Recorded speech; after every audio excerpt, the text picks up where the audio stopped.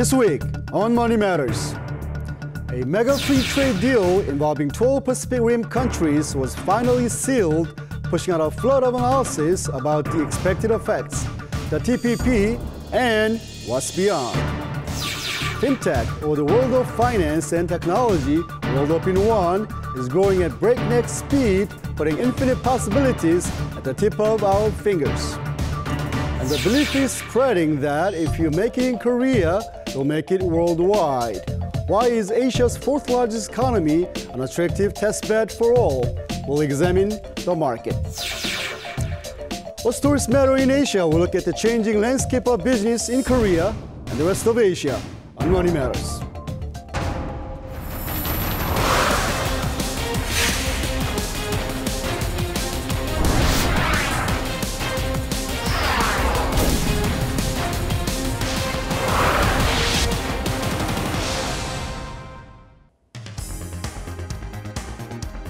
Hello everyone, I'm Kim Il-sun. Thanks for joining us once again.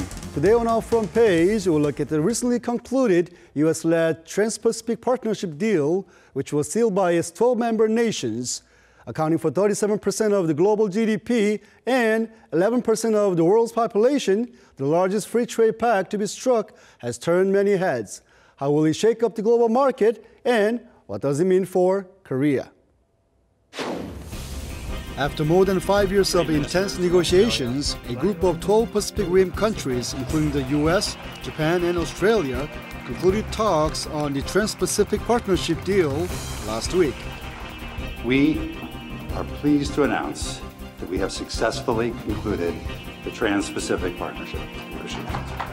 Although the details of the agreement have not all been disclosed, the pact will enable the 12 member nations to strip tariffs and reduce trade barriers. Some speculate the deal will eventually lead to a near 100% removal of tariffs. The trade pact still awaits approval from lawmakers in each country. But once ratified, what kind of effect will it have on Korea, which is not a founding member? In terms of textiles and clothing, it will help step up price competitiveness. Many local firms with production plants in Vietnam will be able to export to the US market with no tariffs. On the other hand, Korea's electronics and automobile sectors will likely lose ground to Japanese producers. 메가 FTA는 글로벌 트렌드로 우리 정부가 RCEP 한중일 FTA 협상에 참여하고 있는 만큼 우리는 이미 그 문턱에 와 있다고 할 수 있습니다. 과거 그 가격 경쟁력에 기반했던 수출을 이제는 제품 경쟁력 기반으로 전환할 필요가 있고, 생산비 절감형 해외 투자를 소비 시장 진출형으로 전환하는 것이 필요합니다. 결국은 중소기업이 자체적으로 경쟁력을 강화하는 것이 가장 중요합니다. Not only that, Korea is projected to see its trade balance dip by $100 million along with $350 million in production effects. Media reports following the conclusion of the TPP speculated the deal is likely a push from Washington to counterbalance Beijing and its growing influence. If we don't write the rules, China will write the rules out in that region. We will be shut out. American businesses, American agriculture, that will mean a loss of U.S. jobs. The Pacific deal gained more momentum in 2008 after the U.S. decided to take part. But at the time, Seoul was wrapped up in ratifying its bilateral trade deal with Washington, preventing it from actively seeking membership in the TPP as a founding member. But in the face of growing influence expected from the TPP, the Korean government has said it will review the possibility of joining in on the second round. In order to join the TPP, Korea must win approval from founding members. Experts say in the face of other hurdles, Korea should turn its attention to another trade deal in the works known as the Regional Comprehensive Economic Partnership, or RCEP, which includes 7 of the TPP member states. 우리의 그 무역 정책, 통상 정책은 그러니까 영내 국가들하고도 FTA를 하고 하지만 중요한 건 뭐냐면 해방적 지역주의. 그러니까 역외 지역에 있는 그 어떤 시장, 그다음에 어떤 뭐 생산 네트워크 이런 거하고 이제 연결하는 걸 지향을 하는 거죠. TPP하고 RCEP하고 중복되는 국가가 7개 국가나 있습니다. 그렇기 때문에 이게 그렇게 뭐 배타적인 무역 블록 경제 블록. 그래서 서로 막 무역 전쟁을 벌이는 그런 1930년대에 그런 건 아니고. RCEP is a free trade framework among 16 countries including Korea, China, Japan, and ASEAN nations. Talks are in the works with a goal to conclude negotiations by the end of this year. In terms of overall combined GDP, the TPP has an upper hand, but when it comes to their population and trade volume, RCEP outweighs the Pacific Trade Deal. 효과의 크기 자체가 얼마가 될지는 여러 가지 논란이 있지만, 근데 이제 문제는 TPP의 성격을 보시면 RCEP보다는 훨씬 무역 자유의 수준이 높고, 소위 얘기하는 신 21세기형 신통상 이슈라고 하는 게 있죠. 새로운 무역 제도, 기준, 규범 이런 것들을 포괄을 하고 있기 때문에 전략적인 측면에서 들어갈 필요가 있다. 이렇게 저는 생각합니다.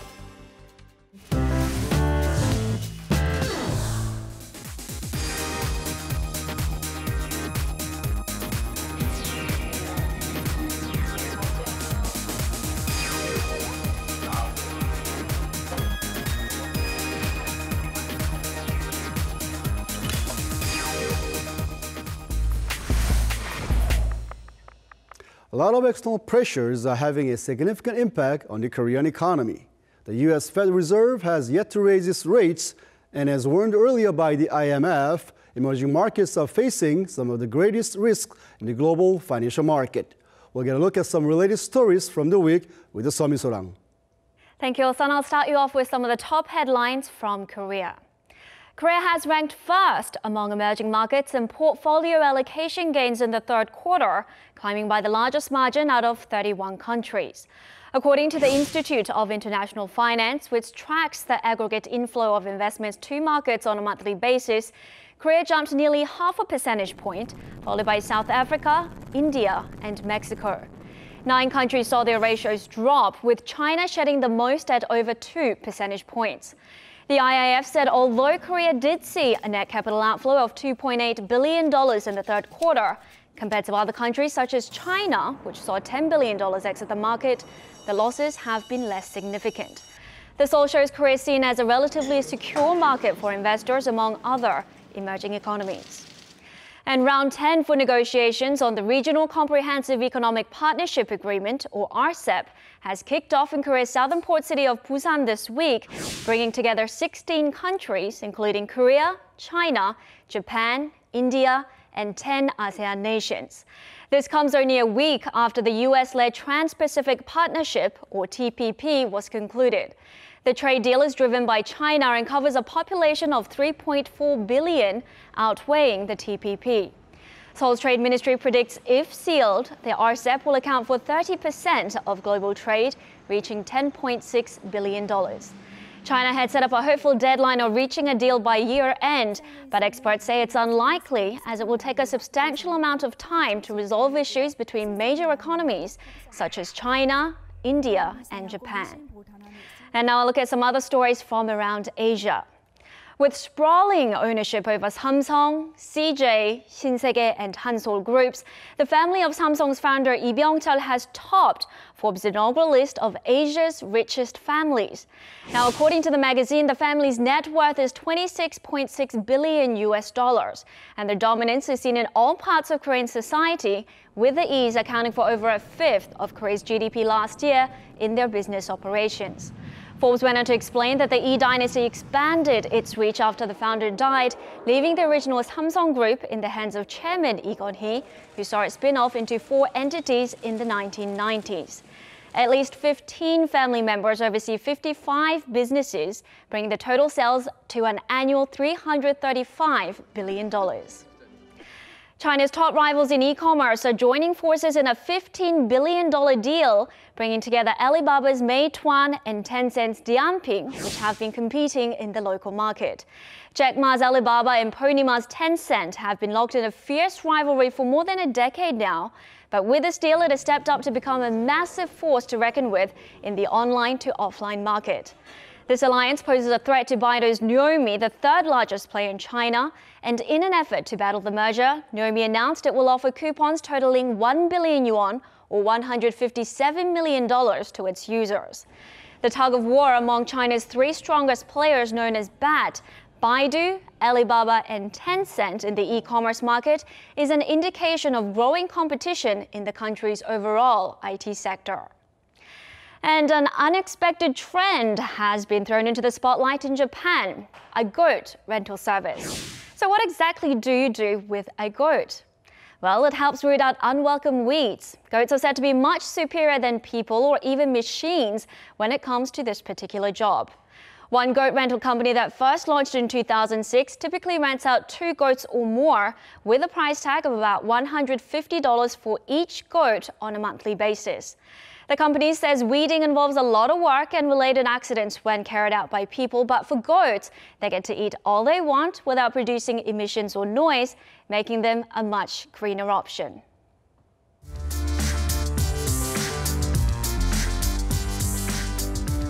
Fintech, the convergence of finance and technology, is an industry that's catching fire rapidly. Fierce competition to get ahead in a newly developed fintech market is taking place not only within the financial sector, but also across all industries. What exactly is fintech and why is it so powerful? We'll find out more. We have Ole Dubunov, a strategist at the Asia Institute. Ole, welcome to the studio. Thank you. Well, when we hear fintech, we usually think of those pays such as Apple Pay, Alipay, Samsung Pay, and Kakao Pay. But I think fintech is much more than those payment systems. What's your view on that?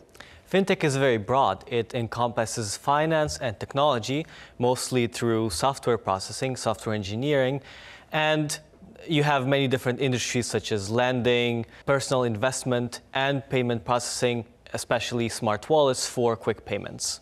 The big guys such as Samsung or Apple, they're also introducing the fintech-related services such as small wallet services. I guess it means there's a huge market opportunity inside the fintech industry. But can you tell us more in specific matters and why there is such a hot issue? Well, Goldman Sachs estimates the industry to be about $4.7 trillion in terms of potential.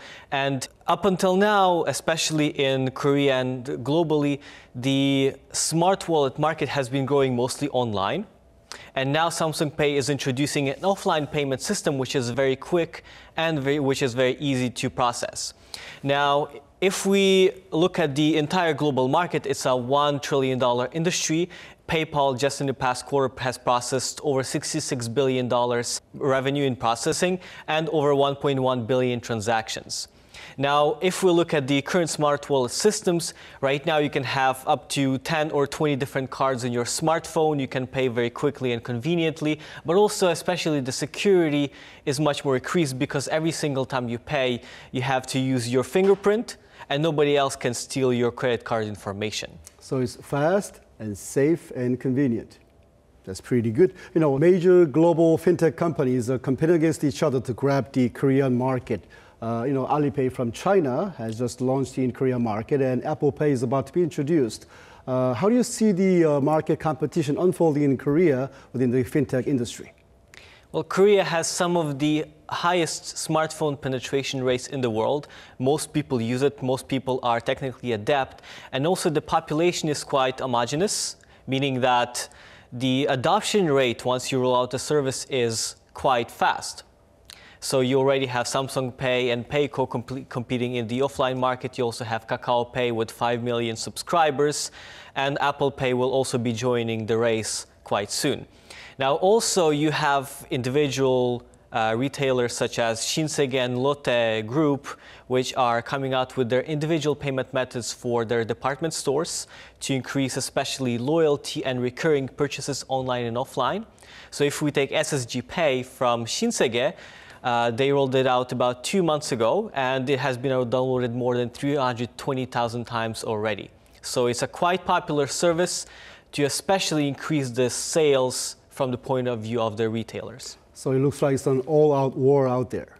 Well, what's the immediate impact for the consumers and the small businesses of this fintech phenomenon then?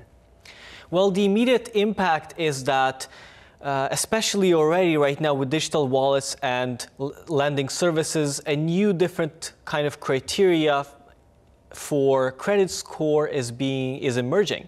for example, based on your spending patterns, on your social media presence, and even on your fitness activity. It really tells people how you're going to pay back. Also, people are becoming banks themselves.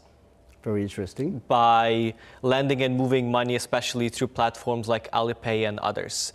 But the growth of this industry will really depend on how cross-border issues such as taxation, data storage, and capital flows will be resolved.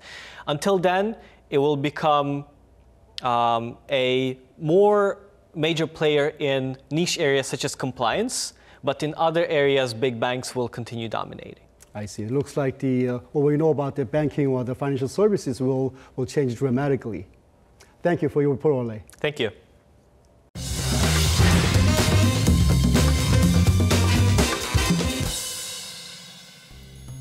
Now, for most people, your boss is probably not someone you want to become best friends with.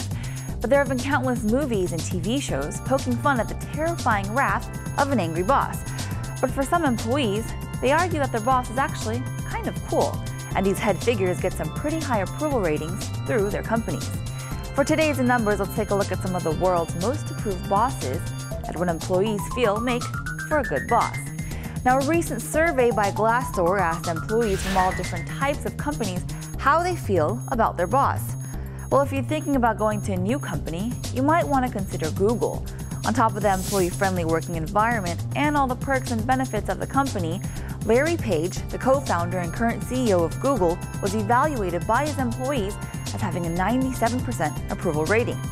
Now, Mark G. Parker of Nike also brought a 97%, followed by Charles C. Butt of the mega giant H-E-B grocery company with 96%. Now, Mark Zuckerberg of Facebook also made the list with 95%, and Scott Schur of Ultimate Software also proved to be a likable boss. Now, that survey was based on employees working for large companies in the US. But what about employees in Korea? Now, the Korean workforce is notorious for long work hours and some tough deadlines. But let's see who employees say they would most like to work for. Now, of the top 10, number 10 is Han Kyung-hee of the Han Group with 2.8% of votes. In ninth place is Kim Sang-hun, CEO of Naver. Now, the Doosan Group chairman Park Yong-man came in next. And in seventh place, Samsung Electronics Vice President Lee Jae-yong was voted as a desirable employer.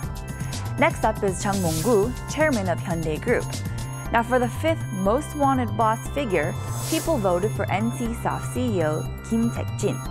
And number 4 is Lee Won-young of Jennifer Soft, a company known for its family-friendly workspace with a built-in swimming pool and a 35-hour work week. And finally, the top 3. People voted for Sheila Hotel's Lee Boo-jin as the third most desired employer. And in second place, Kakao chairman and founder Kim Sum-soo earned 13.9% of votes. And in first place, with 14.4% of those surveyed, they said they want to most likely work for Samsung Group chairman Lee Kun-hee. Now, it looks like being a good boss runs in the family, as Lee Kun-hee, along with daughter Lee Boo-jin and son Lee Jae-yong, all made the list. But what makes for a good boss? Well, employees feel the top 6 traits include an ability to communicate with employees while also being open-minded, an appreciation for staff, a well-compensated staff, acts of faith and trust in the employees, an ability to make rational decisions, and also a vision for the future were all seen as important when leading a company. Well, that wraps up today's In Numbers. Thank you for tuning in, and coming up next, in-depth looks on Korea's economy.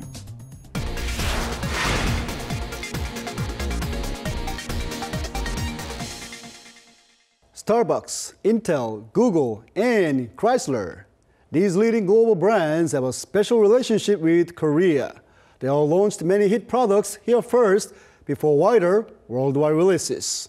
In other words, many products that do well in Korea have proven to be successful on the global stage. So Ms. Rang is here to tell us more. That's right. Many global brands have launched their products in Korea first before launching them across the rest of Asia and the world. And that's because performance in Korea is considered a reliable barometer for success elsewhere. So essentially, companies are using Korea as a test bed to gauge the global marketability of their products. So how did this become the case? I went to find out. Save the world. So stand and fight. Hollywood box office hits such as The Avengers, Age of Ultron, Transformers, Age of Extinction, Spider-Man 3, and Les Miserables. These mega blockbusters all have one thing in common. They were all rolled out in Korea before being released in the States. And that's because commercial success in Korea is considered a useful barometer of global performance. In the case of Avengers: Age of Ultron, it raked in $1.4 billion worldwide, making it the third highest grossing film this year.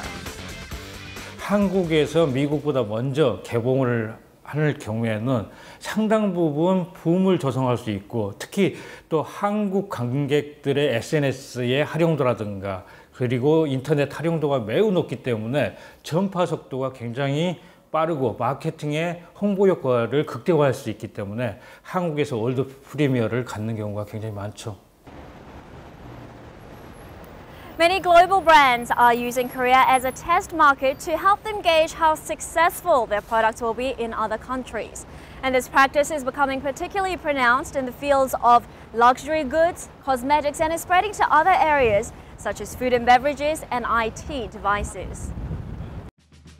High-end global cosmetics companies are also heading to Korea to test out their products. Burberry and Christian Dior have even opened their first Asian beauty flagship stores in Korea. One reason the Korean market has become a testbed for global success is that Korean trends are considered to be ahead of time. This is why many global brands test their products' marketability in Korea first before releasing them in Southeast Asia or Hong Kong and mainland China. The other reason is due to the distinct shopping habits and psychology of Korean consumers. 인터넷 같은 게 굉장히 많이 발달해 있기 때문에 고객들의 반응 같은 거 알아보기에는 최적의 조건을 가지고 있다는 겁니다. 특히 우리나라 같은 경우는 한류 열풍을 이제 이끌고 있고요. 그래서 특히 동아시아 국가들 사이에서는 특히 트렌드나 이런 유행 같은 것들을 리딩하는 그런 국가로 인식되고 있기 때문에 여러 브랜드에서 우리나라를 테스트 베드로 이제 삼고 있습니다. Global coffee franchise Starbucks first launched the green tea latte in Korea.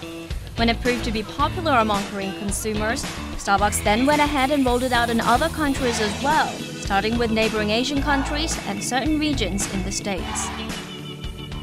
우리나라 고객의 기호가 워낙 굉장히 다양하고 섬세한 것을 저희가 착안을 해서 고객이 좋아할 만한 음료들을 좀 많이 만들고 있어요. 잘 팔리고 반응이 좋다 보니까는 이제 외국에서 음료에 대한 개발을 굉장히 주시를 하고 있고, 성공을 거둔 것을 그 다음 해에 아시아나 다른 나라에서 출시하고 있는 현황입니다.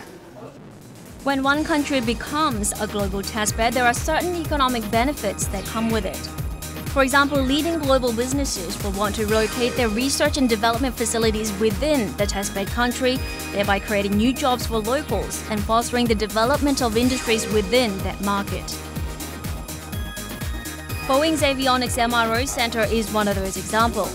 The center, located in Gyeongsangbuk-do Province's Yeongcheon, focuses on the maintenance for Korea's F-15K strike fighters, and it has greater potential to act as a hub for Asia's aviation industry as a whole. The first plan would be to grow the business. We'll start with working on the F-15Ks from Daegu and branch out from there. But this is just going to be one of many partnerships and work expansion that we hope to do here in Korea. Korea is known for its fast economic turnover. It's said that changes in the marketplace and consumption patterns that come and go over a number of years in other countries only take 3 to 6 months to cycle through in Korea. But one thing that needs to be studied is whether acting as a growth platform for foreign businesses could inadvertently undermine the global success of Korea's own domestic brands. 이런 테스트 베드로서 우리나라가 이제 이렇게 대표적으로 자리 잡게 되면 특히 해외 기업들 입장에서 특히 많은 이익을 얻을 수 있는데, 이게 우리나라 기업들이나 우리 국내 산업과 같이 연계해서 시너지를 만들어 나갈 수 있도록 하는 게 중요하다고 생각합니다. 해외 기업의 R&D 센터가 우리나라에 이제 이렇게 자리 잡고 진출을 해서 국내 산업을 발전시키는 그런 계기가 될 수 있도록 만드는 게 대단히 중요합니다. With Korea fast becoming a stepping stone for expansion into other parts of Asia and beyond, leading global firms are lining up to enter the Korean market. You mentioned the economic benefits of being a testbed country, but could there be any losses as well? Sure. Now, Being a test bed country means that Koreans get to try new products and new technologies before anyone else, but it also means that counterfeit goods could be produced in the country and bring the nation's reputation down.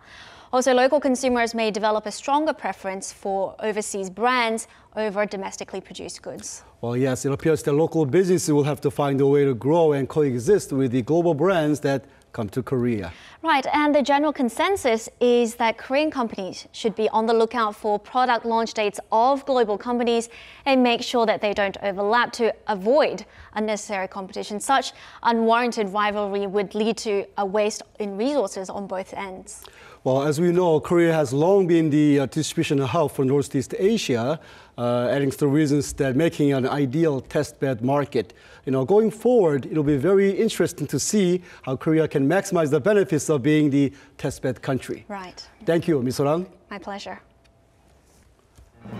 That's all we have on Money Matters. Each week, we've been bringing you stories from Korea and the rest of Asia to give you a view of the changing landscape of business in the region. This will be the last installment of this show. I hope you enjoyed it. I'm Kim Il-sun. Thanks for watching.